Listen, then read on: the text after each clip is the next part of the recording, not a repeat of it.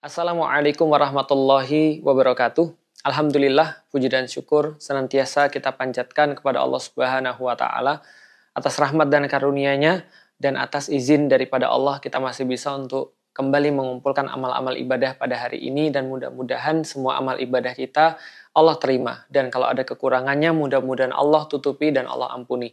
Salat dan salam semoga tercurah dan terlimpahkan kepada baginda Nabi besar Muhammad Sallallahu Alaihi Wasallam. Semoga seluruh kerinduan kita kepada beliau adalah kerinduan yang berbalas ketika berjumpa dengan beliau di yaumil akhir, dan termasuk kita orang-orang yang dirindukan pula oleh beliau, dan kita digolongkan menjadi umat-umatnya yang senantiasa mencintai karena nama beliau, mencintai karena sama-sama mencintai beliau Sallallahu Alaihi Wasallam. Alhamdulillah teman-teman sekalian dirahmati Allah. Barusan tadi saya sudah selesai nonton satu podcastnya Smart People. 1 jam 7 menit 3 detik. Dan selama saya nonton podcast ini, dan saya akan menyampaikan dengan sesingkat mungkin biar teman-teman bisa paham. Selama saya nonton 1 jam 7 menit dan 3 detik itu, ada cuma 2 poin yang benar-benar diulang-ulang terus-menerus. Mungkin sekitar hampir lebih daripada 20 kali kalau saya nggak salah mencatat, diulang-ulang terus. Pertama adalah tentang pertikaian sesama muslim yang ada di Palestina, yaitu adalah lebih tepatnya antara Fatah dan Hamas, dan juga konflik-konflik internal, perseteruan di antara kaum muslimin. Dan yang kedua adalah donasi. Dan hampir semua podcast itu 1 jam 7 menit 3 detik, itu hampir tidak ada informasi yang berarti kecuali 2 hal yang saya garis bawahi tadi. Dan saya mencoba berandai-andai. Seandainya saya orang yang mendengarkan itu, yang memang saya sudah sepakat dengan perjuangan Hamas, atau sepakat dengan perjuangan saudara-saudara kita yang ada di Palestina, mendukung kemerdekaan mereka dengan penuh, maka pasti ketika saya punya pandangan seperti itu, mendengarkan podcast ini dengan Smart People dan kemudian ada satu narasumber, maka saya pikirkan pasti saya nggak suka. Saya pasti nggak suka banget dengan isi ini, dan mungkin saya akan punya pandangan-pandangan negatif terhadap kedua orang yang ada di podcast ini ketika saya mensupport perjuangan Palestina. Ketika saya tidak mensupport, atau bahkan saya mensupport Israel misalnya, maka saya akan jadikan podcast ini sebagai sebuah dalil, sebagai sebuah legitimasi. Benar kan? Kenapa gue itu supportnya Israel? Lihat tuh, muslim tuh kayak gitu. Sebenarnya ini cuma masalah politik aja. Ini sebenarnya nggak ada yang benar mereka itu. Bahkan donasi pun mereka tilep. Bahkan mereka tuh sendiri juga berkonflik. Udahlah, ngapain kita bantuin berkonflik, orang-orang yang berkonflik. Kita konflik gara-gara konflik orang. Ngapain sih? Dan kalau saya jadi tipe orang yang ketiga, orang yang masih berada di tengah-tengah, belum menentukan pendapat, ataupun orang yang memihak tapi masih malu-malu, sudah pasti setelah saya mendengarkan podcast ini, saya menjadi bimbang. Menjadi bimbang untuk mendukung, menjadi bimbang untuk membantu, menjadi bimbang untuk berdonasi. Kenapa? Karena informasi-informasi yang saya dapat itu. Artinya apa kebaikan pada saudara-saudara kita di Palestina? Tidak ada. Orang yang mendukung mereka berselisih, orang yang tidak mendukung mereka punya legitimasi. Sementara orang-orang yang berada di tengah-tengah, mereka kemudian tidak melakukan apapun dan tetap berdiam diri. Maka ini kesimpulan saya setelah mendapatkan podcast itu. Jadi teman-teman sekalian, kalau kita membahas tentang komunikasi. Komunikasi itu adalah kumpulan daripada informasi-informasi untuk mempengaruhi orang. Jadi komunikasi bukan hanya penyampaian informasi, bukan hanya menyampaikan referensi, bukan hanya sebuah tatap muka lalu bercakap-cakap, lalu orang dengar. Enggak. Komunikasi intinya adalah pada apa yang terjadi ketika informasi itu sudah disampaikan. Jadi kalau saya ngomong pada teman-teman sekalian dengan cara seperti ini, di dalam kepala saya punya sesuatu yang saya mau tuju. Saya punya sesuatu yang saya mau teman-teman dapat. Yaitu adalah apa? Saya mau teman-teman punya referensi yang baru, setidaknya teman-teman tidak terpengaruh oleh podcast-podcast yang semacam tadi. Itu adalah yang di dalam hati saya. Maka apapun yang saya sampaikan untuk mempengaruhi teman-teman sekalian.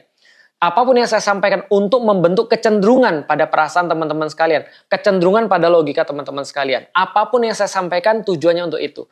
Artinya, kalau kita menyampaikan satu hal, menyampaikan satu materi yang kita ulang-ulang adalah satu hal atau dua hal itu terus-menerus, berarti poin penekanan kita memang pada seperti itu. Memang pada di situ.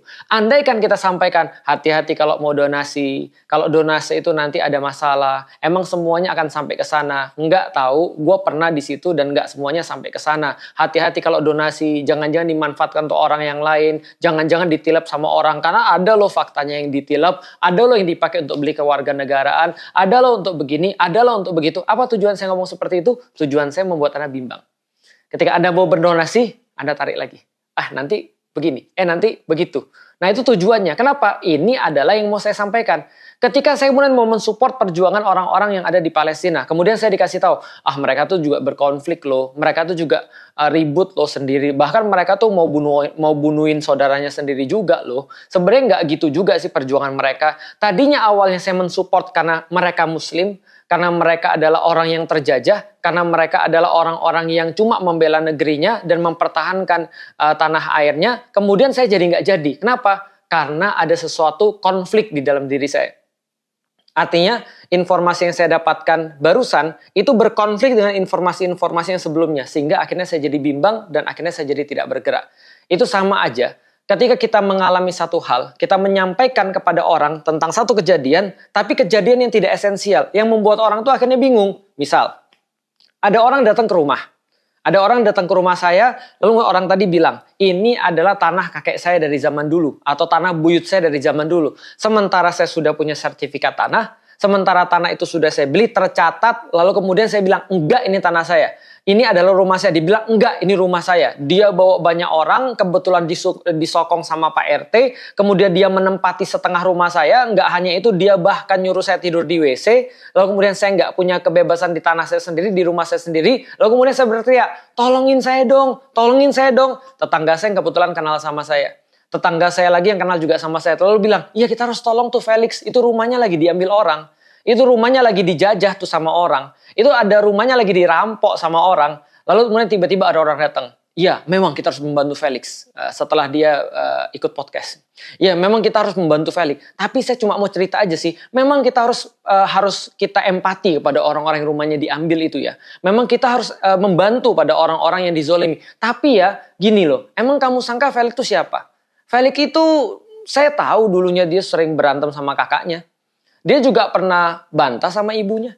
Dia juga kemarin ketika makan pempek, makan 5 bayar 1. Jadi orang gak fokus lagi pada masalahnya apa.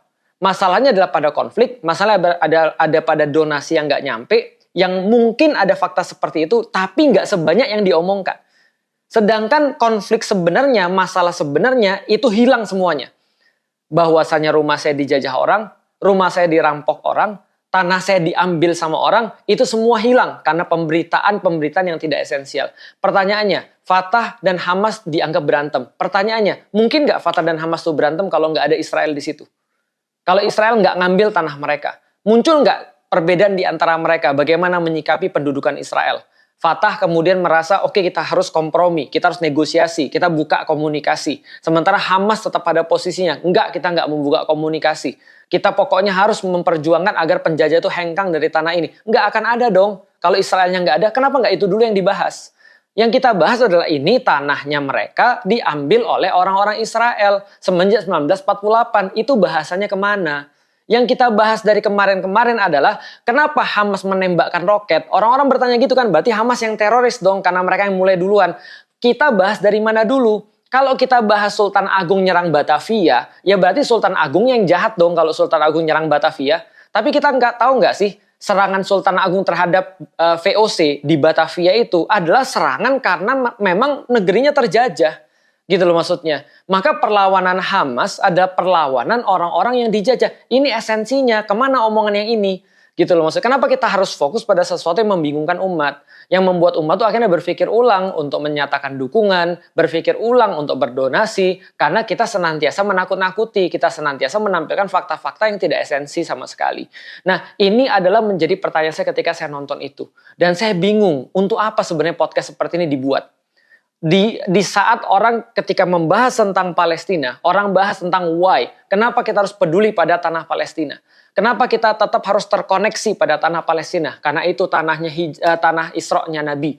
Karena itulah di situ Nabi diangkat menjadi pemimpin para nabi. Berarti ada estafet kepemimpinan antara seluruh nabi kepada Nabi Muhammad. Artinya umat muslim juga. Bahwasanya negeri itu adalah negeri yang diberkahi. Bahwa orang-orangnya di situ dijajah. Bahwasanya negeri itu pernah menjadi percontohan ribuan tahun di tangan kaum muslimin untuk mencontohkan kebaikan, toleransi, dan kedamaian bagi dunia. Orang-orang bahas tentang bagaimana caranya kita bisa untuk berkontribusi dalam problem ini. Orang-orang menyerukan zolimnya Israel yang didiamkan oleh seluruh dunia. Dan kemudian bagaimana Palestina yang tidak mendapatkan perhatian sama sekali tapi masih bisa berjuang sampai dengan sekarang. Tiba-tiba ada podcast semacam ini. Nah, itu yang kemudian kita pertanyakan teman-teman sekalian. Untuk apa sebenarnya dibuat hal-hal yang semacam ini? Apakah ketika dibuat semacam ini dia pengen yang buat ataupun yang menjadi narasumber pengen orang-orang menjadi bingung? Dan memang tidak mengherankan.